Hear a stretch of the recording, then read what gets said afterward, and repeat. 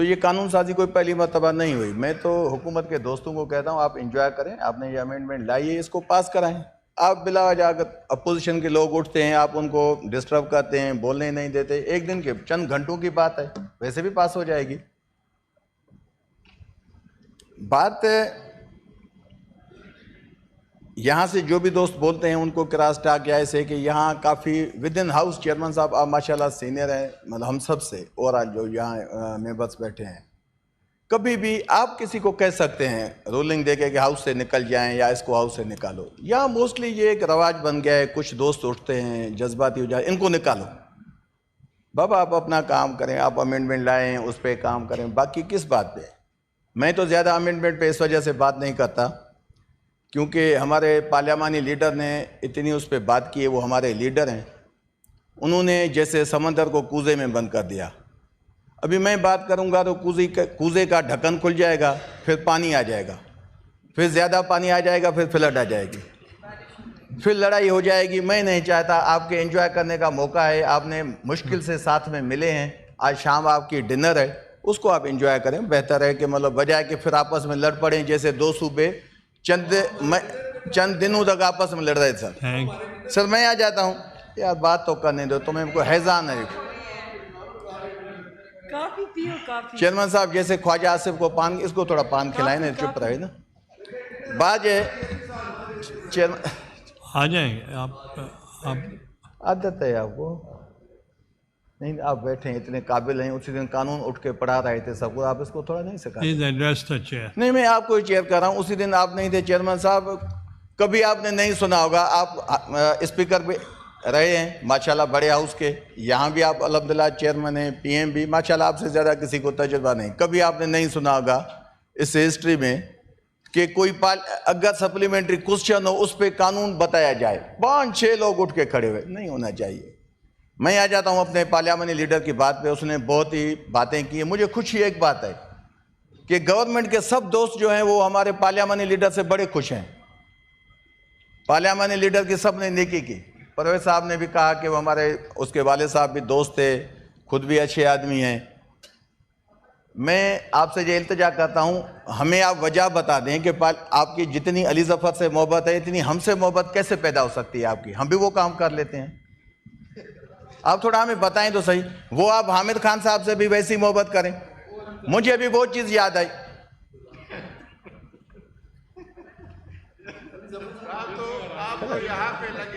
गलत है नहीं, गलत हो समझाओ ना, समझाओ, अच्छी बात नहीं है ना। देखो फिर आप खुद लोग 2 लफ्ज बर्दाश्त नहीं कर पाते, अभी क्या करें। नायक साहब वेलकम।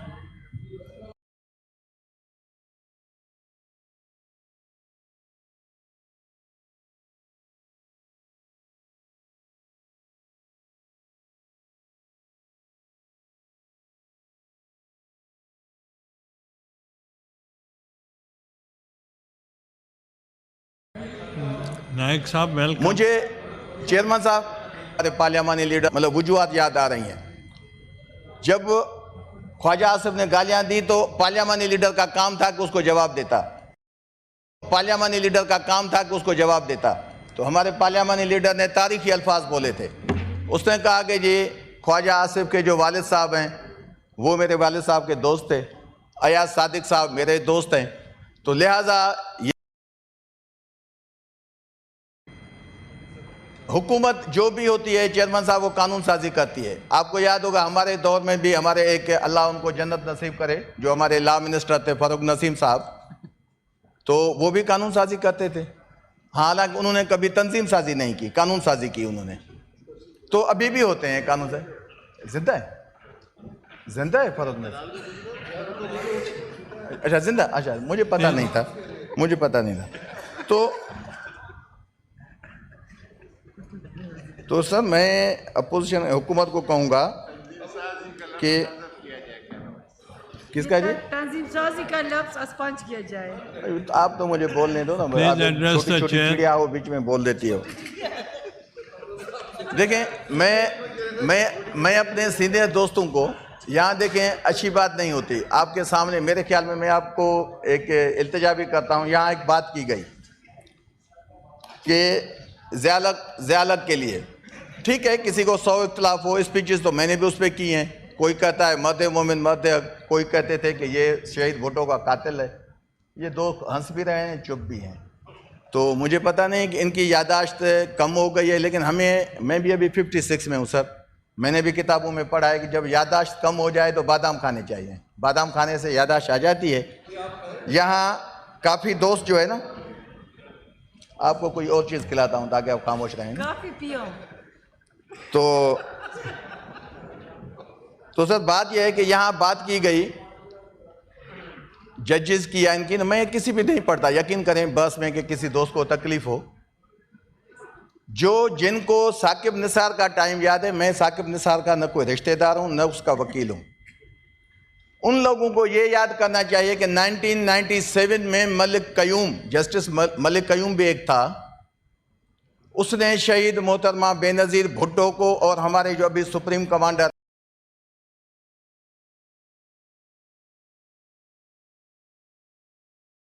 हैं आसिफ अली ज़रदारी ने दी थी 99 में। और वो ऑडियो लीक कैसे हुई थी? जस्टिस कयूम के साथ बात कौन कर रहा था कि बेनज़ीर साहबा को सजा दें? बेनज़ीर साहबा ये सबकी लीडर है, वो ही सबकी माँ है, उसकी वजह से आप लोग यहाँ बैठे हैं, वो आपको याद होनी चाहिए। बिलावजह आप हुकूमत के बेनज़ीर साहबा ये सबकी लीडर है, वो ही सबकी माँ है, उसकी वजह से आप लोग यहाँ बैठे हैं, वो आपको याद होनी चाहिए। बिलावजह आप हुकूमत के शौक पे आज पड़ गए हैं। बेशक अब अमेंडमेंट 100 अमेंडमेंट लाए, हमें कोई तफावत नहीं पड़ता। बेनज़ीर साहबा को न भूलें, शायद आप भूल चुके हैं उसको। तो सर 2001 में सुप्रीम कोर्ट ने उस डिसीजन को खत्म किया। उसने कहा ये बाइस्ड है। मैं तो अफसोस होता है पीपल्स पार्टी के दोस्तों पे कि वो अपने उस टाइम के जो बयान आता है वो निकालें। मोहम्मद अकरम जो उसका वालिद था जस्टिस कयूम का, वो जज था। ये पीपी का नैरेटिव था कि 1979 में जब भुट्टो साहब को फांसी हुई थी तो वो जज के हैसियत में उसने भी डिसीजन दिया था कि भुट्टो को फांसी दी जाए। कहा क्या हो गया आप लोगों को? छोड़े